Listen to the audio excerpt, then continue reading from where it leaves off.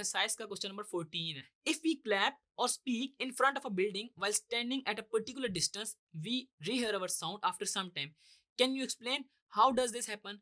हमने इस चैप्टर को पढ़ते हुए एको का पार्ट पढ़ा, जिसमें हमने देखा कि अगर हम किसी हाईएस्ट बिल्डिंग पे या फिर माउंटेन पे खड़े हों तो वहां पे हम शाउट करें या फिर क्लैप करें तो आफ्टर सम टाइम हमें अपनी ही आवाज दोबारा सुनाई देती है। तो आपने ये लिख देना कि this is due to echo of a sound and echo is a reflection of sound arriving at the listener some time after the direct sound. ठीक है जी, आप इसमें बता सकते हैं माउंटेन का या फिर आप हाईएस्ट बिल्डिंग का बता सकते हैं। तो आपने इसको एक्सप्लेन ऐसे ही करना है कि हमारे पास sound is a wave form made from a vibrating matter, the sound wave travel through matter. इसमें बताना है कि जो साउंड है ना वो मैटर के थ्रू ट्रैवल कर रहा होता है, यानी कि उसको मीडियम की जरूरत होती है।